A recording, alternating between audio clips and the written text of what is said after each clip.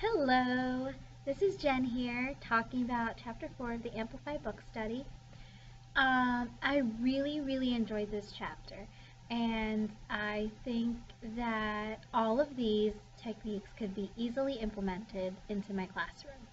It really opened up my eyes to all the little things that we don't really think about when we incorporate technology into our classroom. Because usually when I incorporate technology, it's more like, oh, the kids are really going to enjoy it because they get to use their devices, or they'll really enjoy it because it's just something different. And this made me realize, oh, we should teach them to really become digital citizens and really see the benefits of technology and maybe the disadvantages of using technology, and when it is appropriate to do so and when it's appropriate, when it's inappropriate or not maybe as fitting to use technology. And I really liked how that they gave us the idea of having students become specialists in the classroom. So instead of constantly asking you, or maybe just having them give up because technology isn't working the way that they want it to or working in their favor, that we have those specialists in the classroom and that they're written on an anchor chart. So that way you know who to go to, and it kind of gives everyone a role. And that way they feel a part of the classroom and they have a bigger say, and they really have the, I guess, the buy-in, and kind of gives them a sense of importance when they know, hey, I have this job and this is my job, I'm really good at it, and people are going to come to me to ask questions. And it also allows us to see other students' strengths and really stress that as opposed to calling each other out for negatives.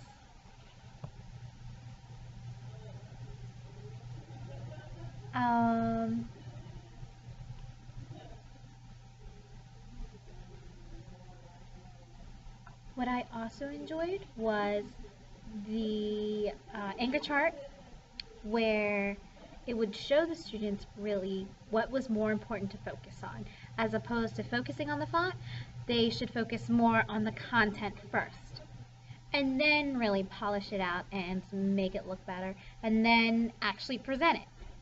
And having that hierarchy and that triangle really shows them how much time they should spend on each component. So that was a really good visual, and I definitely want to incorporate something like that in my classroom for next year.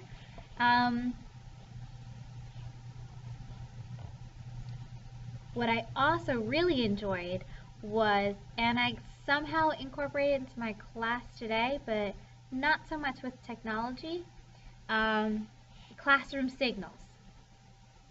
So I would have a certain signal to let the students know that, hey, it's time to shut our devices, or could you just close it halfway, or what signal the students should show me in order to let me know that their device isn't working properly, or the technology or the website is not working properly. I kind of did that today with stations. I had them listen for 3 keywords, which really isn't a signal, but it actually worked really well. And I just set those before the stations activity. So I think setting those hand signals and really reinforcing them would help reduce any problems, well, not any problems, but help reduce the problems that we do have when using technology in the classroom. And then you get better feedback from your students, and you really understand where the students are and who's having trouble, who needs more help. So I really like that tip.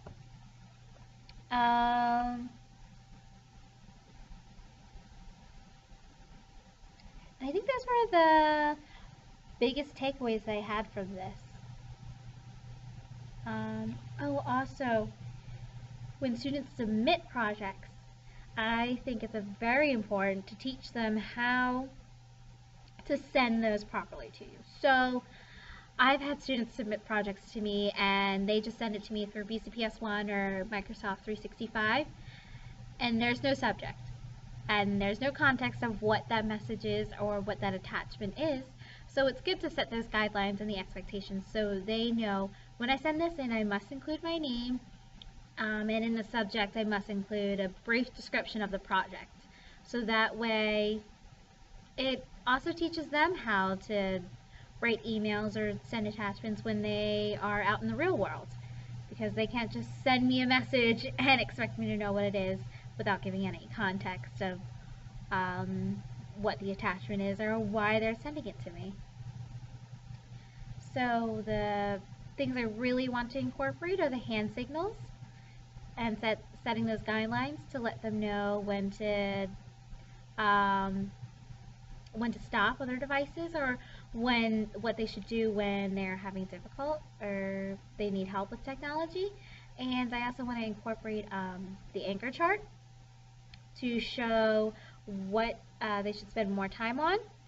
And then I would also like to incorporate setting expectations and guidelines for submitting assignments, and I would really like to set those early on. Alright, well, that's my little video diary of the chapter. Thank you for watching!